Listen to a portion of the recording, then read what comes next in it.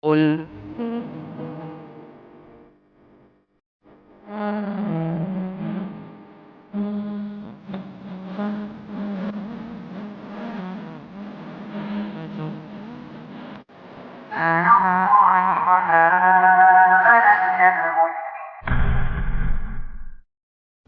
Puji syukur kita panjatkan pada Allah, salawat dan salam moga-moga tercurah pada junjungan kita Nabi besar Nabi Agung Muhammad sallallahu alaihi wasallam. Para jamaah sekalian, para peserta Daurah Firqatun Najiyah jilid yang kedua, pagi hari ini hari yang kedua kita, di mana kita masuk sesi yang kelima dan kita mulai bahasan ke-22. Nanti sampai jam 7 akan dipotong terlebih dahulu dengan sholat isyraq. Nanti sekitar jam 6 ya. Terbit mataharinya 5.35 kalau nggak salah, atau 5.40 tambah 15 menit berapa? Ya sekitar 5.50 lah ya. Itu baru sholat isyraq itu diperkenankan. Sholat isyraq itu sholat duha yang dikerjakan di awal waktu, kemudian nantinya dikerjakan 2 rakaat.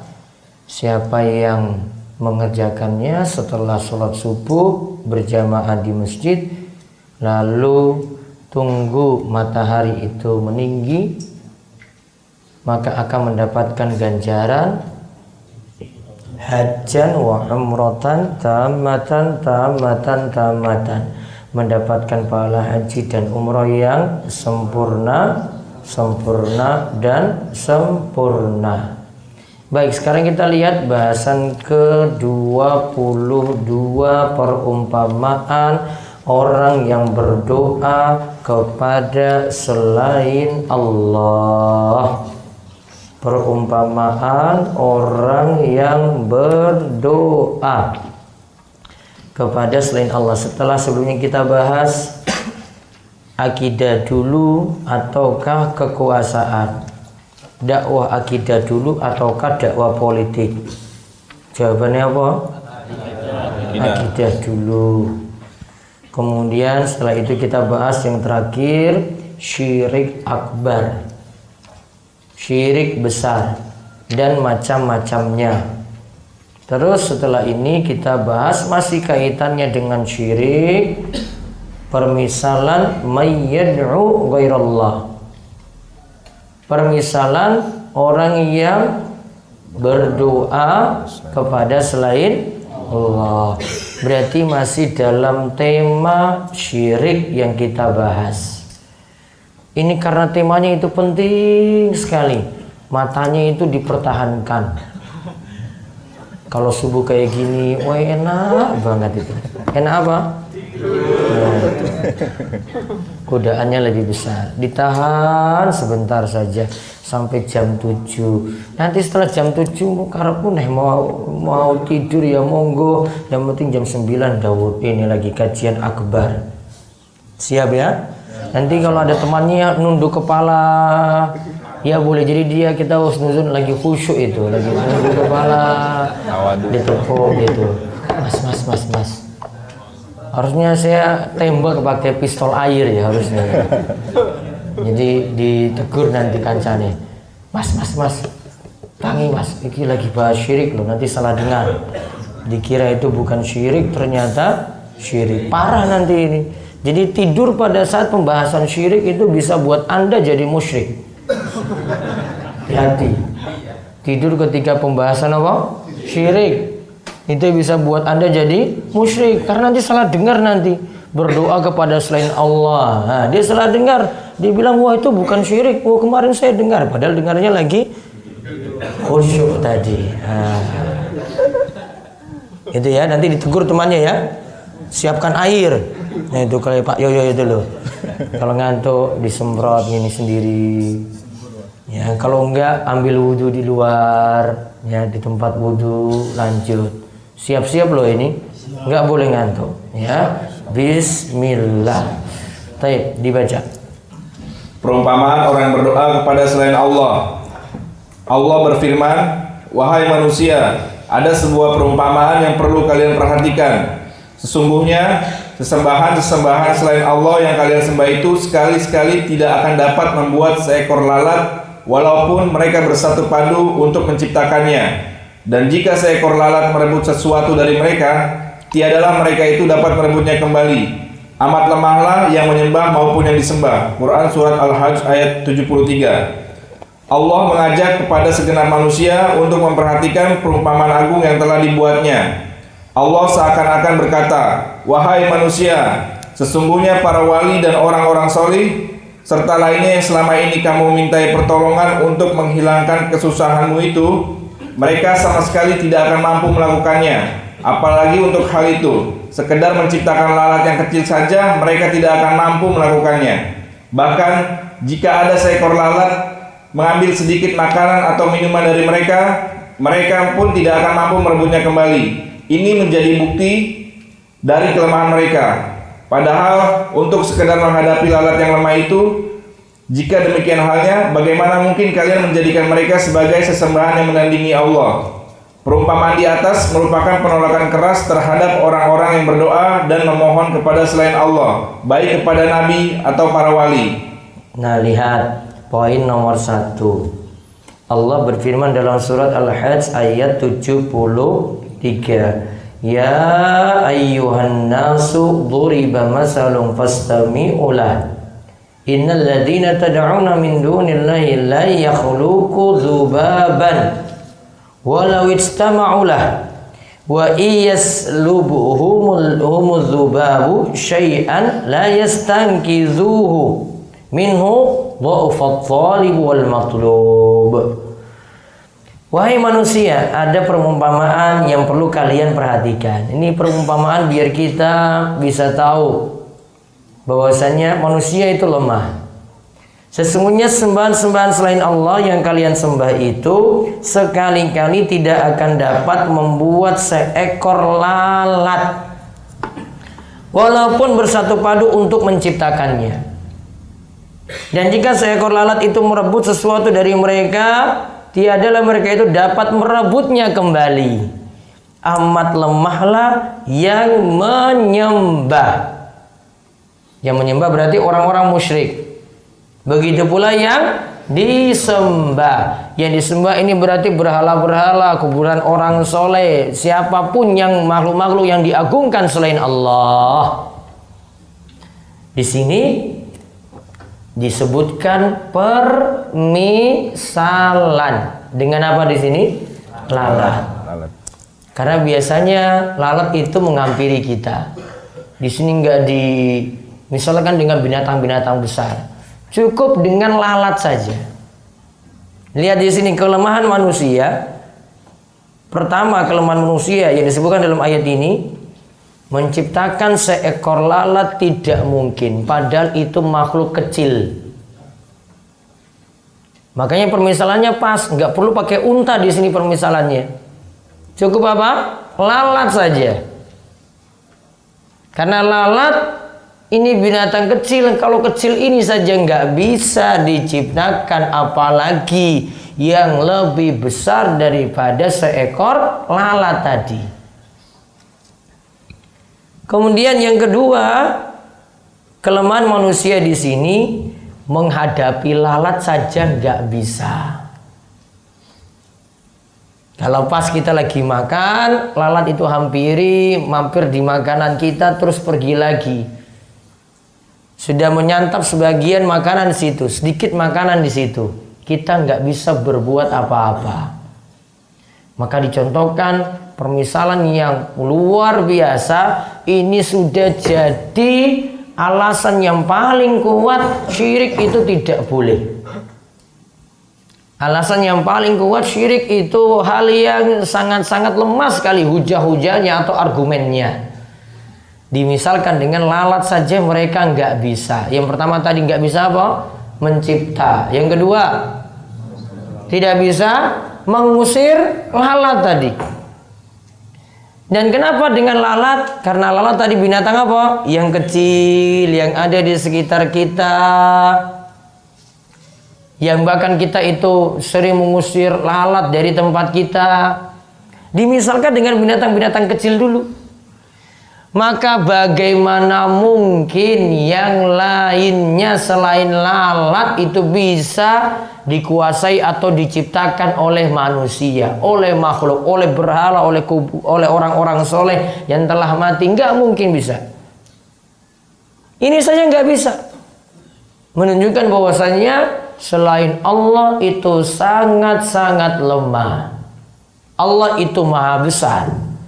Selain Allah itu kerdil.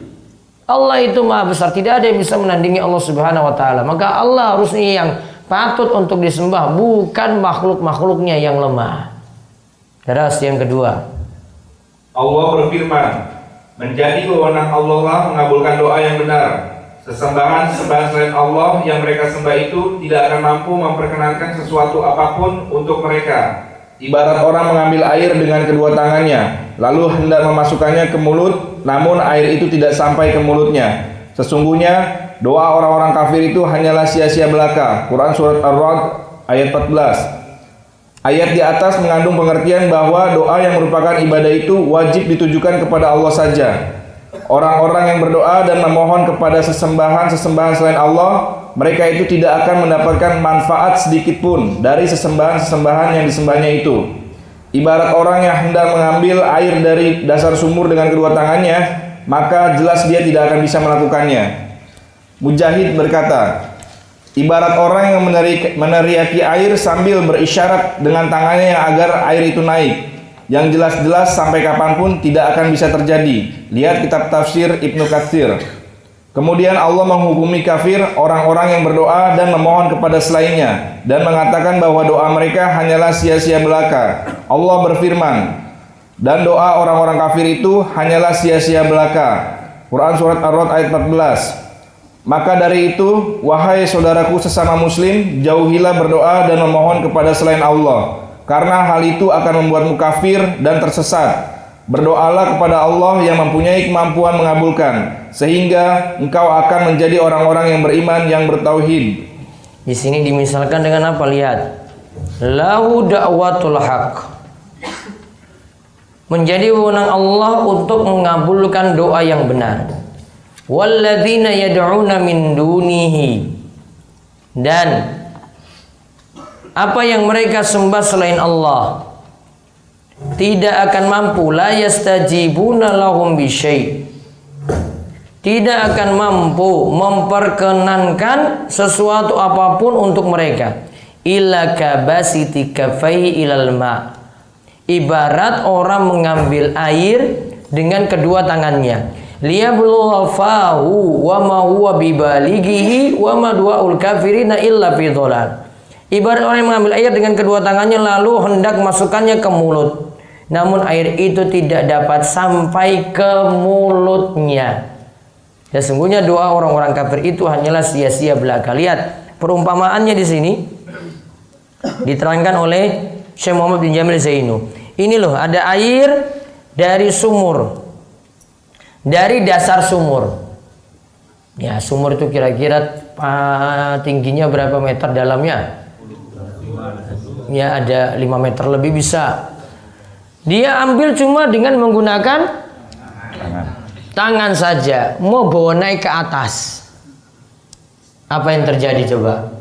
Enggak ada apa-apa. Maka berdoa kepada selain Allah jadi sia-sia. Ibaratnya lagi kata Mujahid, itu seperti orang yang teriak-teriak minta air dari dalam sumur tadi, sambil berisyarat dengan tangannya agar air itu naik. Agar air itu naik. Air naik enggak? Enggak naik-naik juga. Dia cuma teriak-teriak, cuma berisyarat saja. Dia butuh air. Air enggak mungkin jalan sendiri naik ke atas. Maka ibaratnya orang yang berdoa kepada selain Allah itu seperti itu. Dan dikatakan di sini, ditutup tadi, wa ma du'aul kafirina illa fi dhalal. Doa orang-orang kafir itu hanya sesat saja, dolal, yaitu sia-sia belaka, tidak dapat manfaat. Tidak ada manfaat.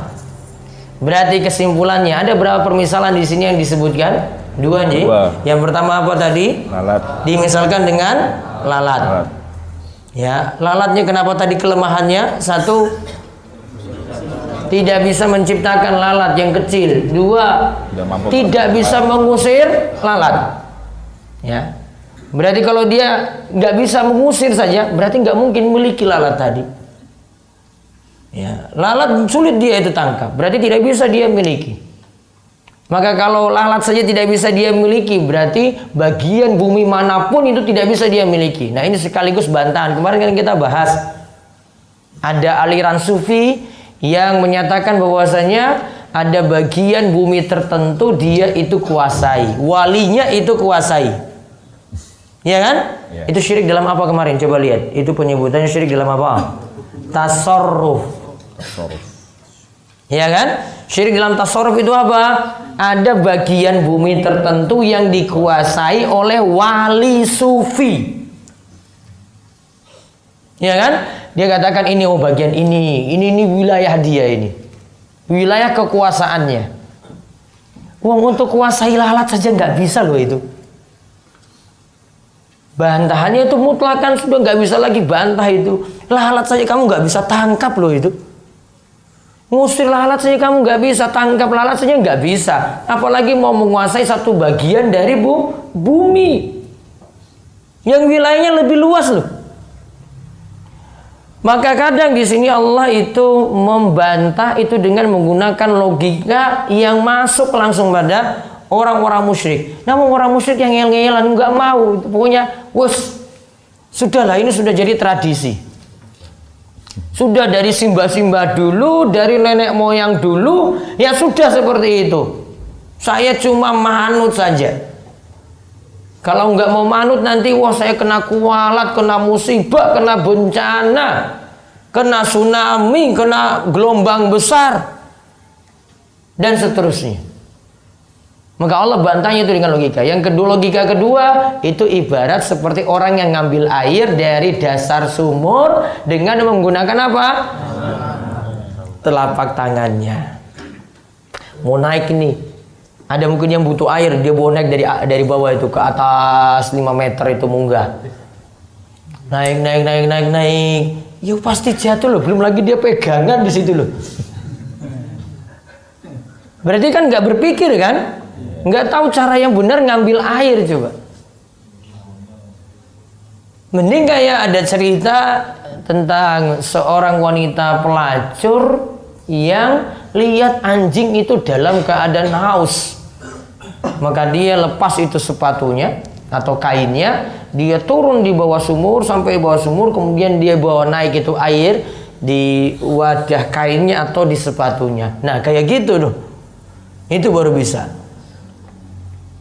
Ada keutamaannya di sini kalau memberikan minum pada hewan yang butuh air coba. Keutamaannya itu Nabi SAW sebutkan dalam hadis, wanita ini dosa-dosanya itu diampuni. Dikarenakan bantu makhluk yang butuh air. Itu baru ngurus anjing loh itu. Namun ingat ini bukan jadi dalil memelihara anjing. Melihara anjing punya beberapa mudarat. Satu, anjing itu najis.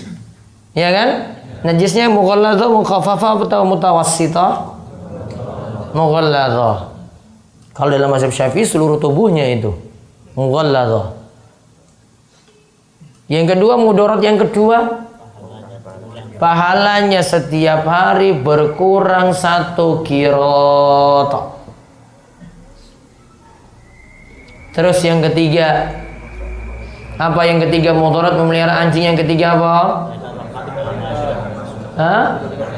Malaikat tidak akan masuk dalam rumah yang memelihara anjing.